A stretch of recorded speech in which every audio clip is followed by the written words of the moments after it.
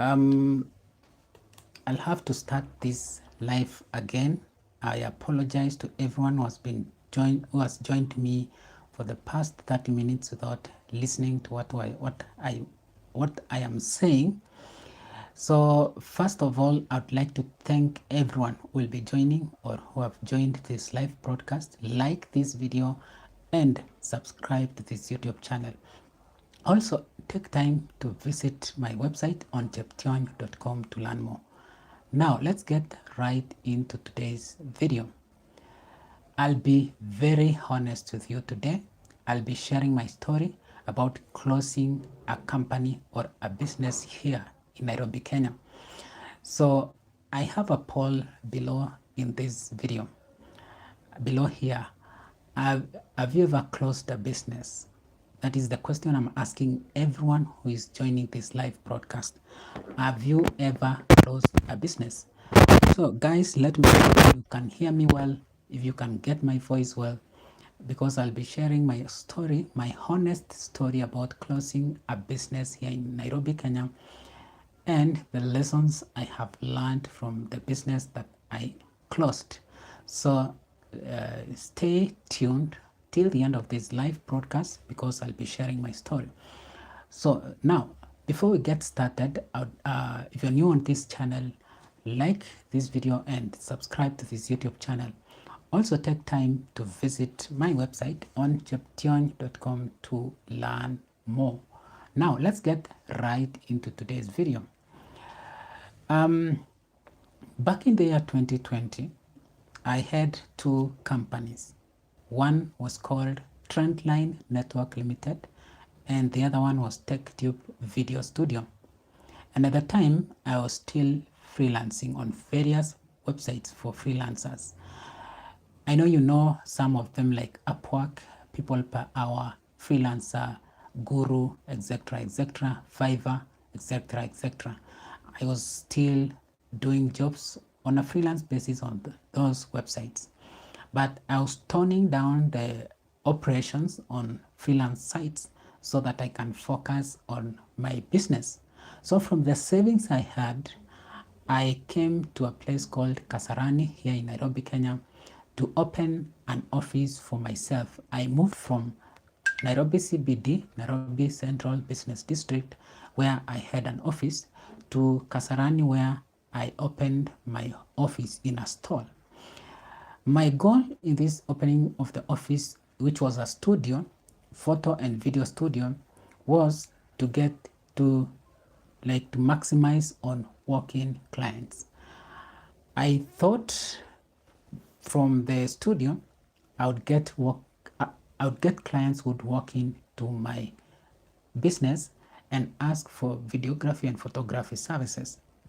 So I opened the office, I branded it well. I even put what do you call a signpost outside my office to outside the studio so that people can see there is a studio in this building, they can come in. So first 3 months I was not making any money. I think the first 3 months the highest money, the highest amount I made was 3,000 Kenya shillings from that office studio. And mark you, I was paying 12,000 Kenya shillings for the office or for the stall space. And I felt that in that location, security was not that well, but the location was good.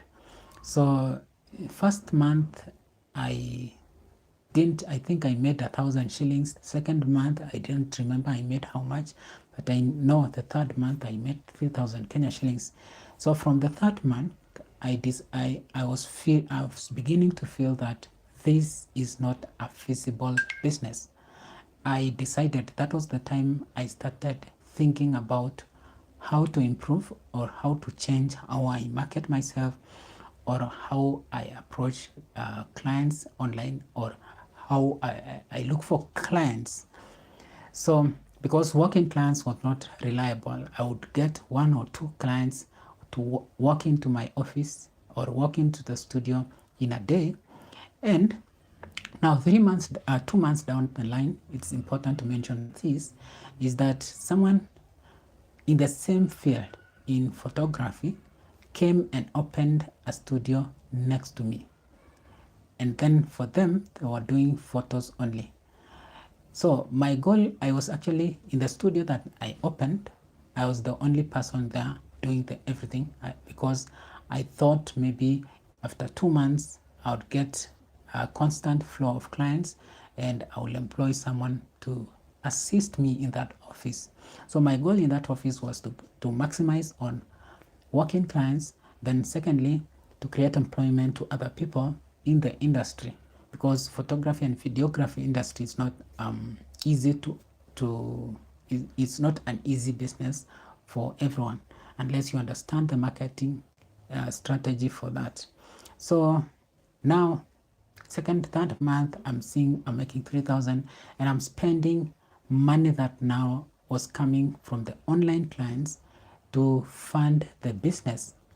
And it was really hectic because I have a business here and I have online clients are waiting for me to go and do job for them.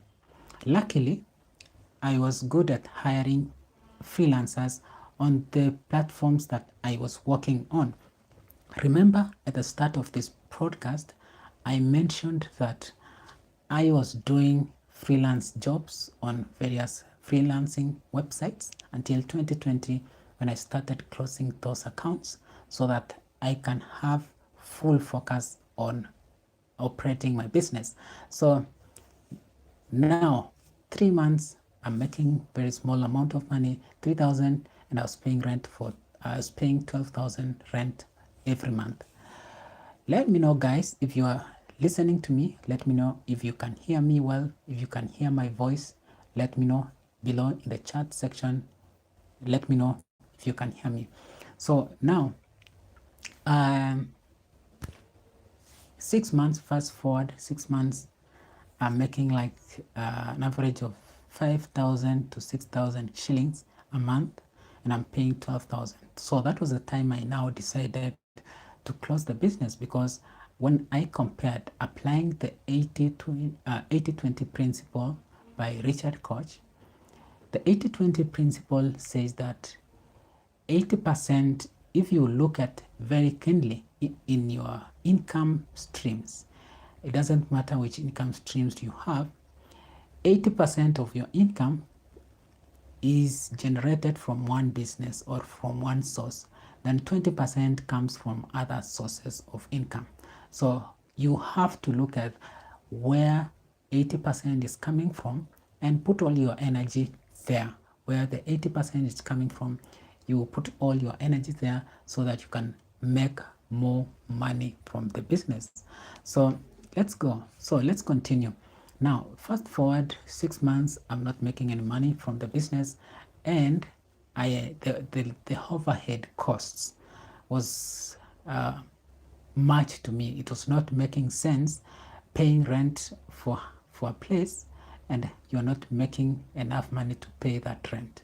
So my focus or my vision was, my vision at the starting of the business was, by the 6th month, I was supposed to be making enough money to pay the rent for that space, but I wasn't. So that was the time I decided now to start closing the business, so that by the 9th month, I had closed the business. So I applied the 80-20 principle and I found out that I was not making any money, and I wanted to be brutally honest with myself. That is why I closed the business. Now, the unspoken pains. The first one is the loss of identity. I felt that by closing the business, I had lost my identity because I poured all the income and savings that I had into opening that business, which didn't work out well. And so I felt I was losing the identity because I had closed the business. But now, on the other hand, the cost of operating that business, even if I had closed the physical location, I still had to pay auditors every year to audit my accounts and file my income tax, or file my income tax and VAT returns every month. So that was a pain that was there. But the pain on filing the cost of operating the business, when you see and look at it, it was really high compared to the returns that was coming from that business. So the lesson I learned from there, from that pain, is that you have to be brutally honest with yourself. You have to be brutally honest with yourself, because all the costs that you pay in your business is coming from your pockets. It's not coming from someone who is advising you or you're seeking advice from, unless they are giving you an idea, or they are coming in with a new idea that may change or transform your business and take it to a new level. So those are things that I learned through this pain. But now the branding, I know the business I started was a video production and a photography studio. And this is a business that I registered back in the year 2009, and I'm closing in 2020. That means the company had good reputation, had good portfolio when it comes to the projects that it has completed and delivered to the clients. It had a lot of good things that I had done in the past, but I had to close because I had two companies, so that I remain with one which has a lot of, so that I focus on one which is bringing good income to the business. So that was one of the reasons that I closed the company. And now the lessons I learned, also the shame and guilt. Telling people that you've closed a company that they already know about, that you have actually worked or done work to them, and you are now closing the company. So that is the pain, and that is where shame and guilt is coming from. You feel shameful, you feel you've lost it, you're not enough. But with time, when you weigh the pros and cons, you realize that it's better. It was good thing to your health, to your mental health, to close the company. So despite the shame, it's also later you realize that it's good thing that you closed. That now you work on the shame, because it doesn't last that long before you pick up again and start and operate the new company, which I already have, operate the company that is still surviving. So another thing is the social stigma. One day people know that you have a company, then the next day you don't have company. And when you tell, or especially your friends, that you've closed your company, they will feel that you're a loser, you're someone who is not you're not I don't know, you're not pushing things enough for the company or for the business to succeed. So they feel you are not fit to their standard, where maybe they've pushed in their business and they've succeeded, and they have been lucky in their business, and they've got clients that works with them. So you get social stigma from closing your company. Before I continue, I'd like to know who is watching this live broadcast. Where are you watching from? Let me know in the chat section below. And have you ever closed a business? Have you ever closed a business? Let me know in the chat section below. If you're new on this channel, like this video and subscribe to this YouTube channel. I'll take a break for a few seconds. I'll be back in a short while.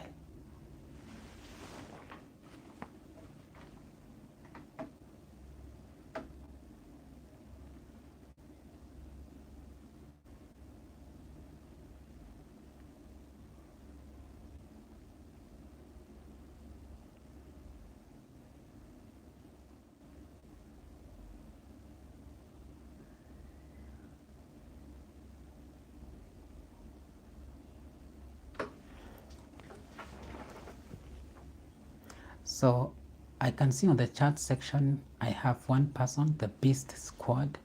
Thank you for joining this live broadcast. I don't see any other person in the chat. So let's talk about moving forward. After closing the company, let's talk about the healing process. How did I heal? So by the time I was closing the business, I had made up my mind. I had weighed all the positions and situations, and I had made up my mind to close the company. So by the time I closed the company, it was part of the healing process. It was painful, but it was part of the healing process. I started regaining my financial grounds after closing the company. I started also started learning how to focus on one thing or one company at a go. I started learning also to restart again after closing the company, restart again and relook on the business in different dimensions. What other dimensions can I do this business? And also I realized that when I compared when I was in the office, which was in Nairobi CBD, compared to when I moved into Kasarani, my studio, where I expected walk-in clients to come to the business, I realized that the office structure, if I have to have an office where I operate the business, I can still do it, but now I have to do an office setup style, not a shop or a studio where people can walk in, or where you expect people to walk into your studio and take photos and take videos and order for your service. So that was something that I learned over the time that I had the business. So that was a lesson. And moving forward after that, the lessons I learned from that experience of closing the business is that closing the business doesn't mean that it is the end of the world, or it's the end of it. Closing the business is not the end of it. It's actually the beginning of a new start. You actually, from the business that I had, the biggest lesson I learned, or it was like a case study. In my mind, I had thoughts that, like, if I had a studio in a busy location, I would have clients walking in, and I would make money from those clients who come to my business, and I'll get also recommendations for business opportunities from those clients. But I was wrong. I would get clients, but now the figures that they were quoting for the service that I was offering to them was not reasonable. So that was the thing that I learned, and I realized that expecting working clients in this day and age is not something feasible unless you're selling things like food, or you're selling things that people are needing in their everyday life. Otherwise, you need to re-strategize and look for ways to probably sell the product, because if it's a product that is needed, or a service that is needed by people on a regular basis, you'll need to have a structure in order that you can use to reach those prospective clients. And what I learned also is that premium clients, or the clients that I'm targeting, which are premium clients, like privacy. They like to probably go to a privacy. They come to a place which is private to you, and they give you that deal that pays and pay you well for the deal that they're given to you. So if you're selling premium service, be very careful on how or where you go to sell that product, or you open the business for yourself. Be careful on where you open the business that you sell the service. So that is the biggest lessons that I learned from opening a business. But now the biggest lesson also is that you'll never know that something works unless you do it. and I'm glad I did it. I opened the office, I opened the business or as the studio, and I learned my lesson. And now, if going forward from that time, I know what to do next. So, guys, if you watched this video till the end, thank you so much for joining me, and I apologize for the 30 minutes that I was starting this live broadcast. I realized that the sound was not good, the sound was not there. Thank you, the Beast Squad, for telling me or for sharing with me that you could not hear me well. Thank you so much for everyone who has joined this live broadcast. It is a Sunday. I know most of the people are busy on their own things, but if you've spared time to come to listen to me, I want to take this opportunity to thank you because of joining me. And I would like to welcome you to my next podcast, which is next a vertical pod, a live stream. And if you have any question, you can share in the chat section below here.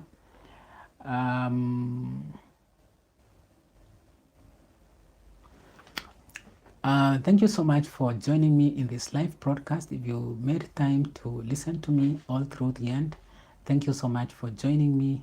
And if you're new on this channel, like this video, subscribe to this YouTube channel, and also share this live video.